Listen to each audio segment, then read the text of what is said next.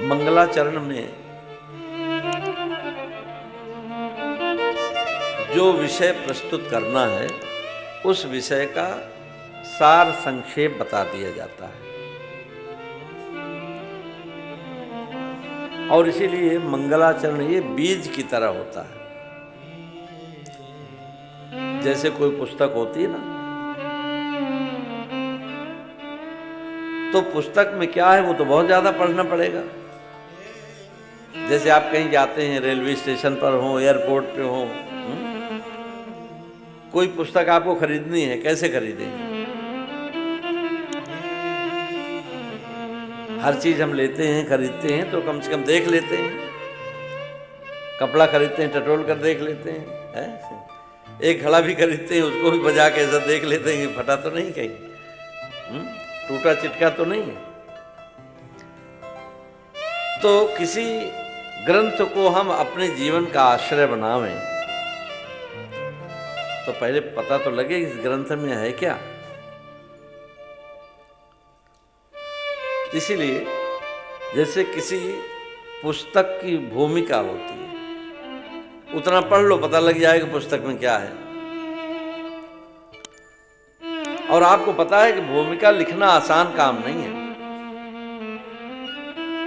500 page की किताब को 2 पेज में उसके भाव को संकलित करना अपने आप में बड़ा कठिन काम है। इसीलिए मंगलाचरण जब भी होता है ये बड़ा कठिन होता है। इस मंगलाचरण की अनेक विद्वान अपने अपने ढंग से सभी व्याख्या करते हैं और उसका अपना एक अलग आनंद है। यहां पर श्री भगवान को सत्य के रूप में निरूपित किया गया। भगवान क्या बोले? सत्यम परम धीमहि। कोई नाम यहां पर भगवान का नामकरण नहीं हुआ, नाम नहीं लिया। न भगवान श्री कृष्ण का नाम लिया, न श्री राम का नाम लिया, न भगवान शिव का नाम लिया। तो भगवान क्या है? बोले भगवान परम सत्य है। अब ये बात अलग है कि उसी परम सत्य को आप राम नाम सत्य बोल देते हो, है ना? अंत समय, इसका मतलब यह है कि सार बोल दिया ना अंत समय कि भाई कुछ नहीं रखा हुआ, क्या है वो राम नाम सत्य है। वैसे तो ये नाम सत्य है ही, लेकिन ऐसे मौके पर बोला गया कि लोगों ने वही जान लिया। अगर किसी को आज ये कहना हो कि उनकी मृत्यु हो गई तो ये बता दो उनका तो राम नाम सत्य हो गया, आदमी समझ लेता है।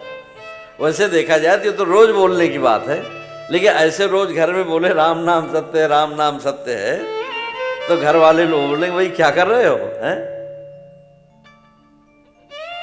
लेकिन देखा जाए तो सच्चाई यही कि राम नाम सत्य। तो सत्यम परम धीमहि, वह परम सत्य श्री राम हैं। यहां श्रीमद् भागवत के संदर्भ में वह परम सत्य श्री कृष्ण हैं। सत्यम परम धीमहि। कैसे भगवान? तेने ब्रह्म हृदय आदि कवि, उनके प्रभाव का वर्णन किया गया। कैसे हैं? जो अपने संकल्प से ब्रह्मा जैसे ज्ञानी को वेदों का दान कर देते हैं।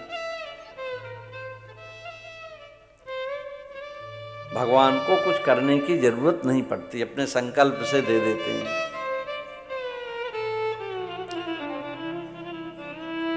भगवान आते थोड़ी हैं, अपने संकल्प से काम कर देते हैं। तो ऐसे भगवान अपने संकल्प से ही ब्रह्मा जैसे परम ज्ञानी को भी वेद का वह गुह्यतम ज्ञान प्रदान कर देते हैं। मन में सोचा बस ज्ञान मिल गया। श्री भगवान स्वतंत्र नहीं, परम स्वतंत्र हैं। परम स्वतंत्र न सिर पर कोई। दुनिया में कोई भी परम स्वतंत्र नहीं है। स्वतंत्र हैं लेकिन परम स्वतंत्र नहीं। हम सब लोग बैठे लेकिन स्वतंत्र थोड़ी हैं। सबका कोई न कोई बंधन लगा हुआ है। तो भगवान कैसे हैं? बोले परम स्वतंत्र। इसलिए श्री भगवान स्वराट है, जिनके ऊपर कोई सत्ता नहीं। संसार में आप प्राय देखो, जो भी व्यक्ति कितने भी बड़े पद पर पहुंच जाए, फिर भी तो उनके ऊपर कोई बैठा है। और इसलिए कहते हैं भाई हमें तो जनता जनार्दन का है, जनार्दन माने भगवान। लेकिन भगवान ऐसी सत्ता है, उनको नीचे से ऊपर कोई नहीं कर सकता, है ना।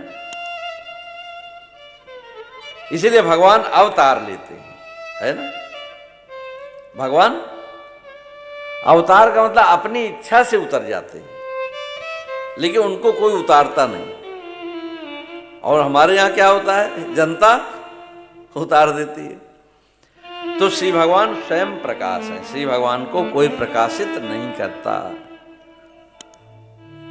है ना। जगत प्रकाश्य, प्रकाश दिख रहा है, कौन, किसके कारण, बोले प्रकाशक रामू, मायाधीश ज्ञान गुण धामू। तो ऐसे श्री भगवान परम स्वतंत्र हैं, परम सत्य हैं। और ऐसे श्री भगवान धर्म नहीं परम धर्म है। धर्म प्रोज्जित कैतवोत्त परमो निर्मत्सराणाम सताम।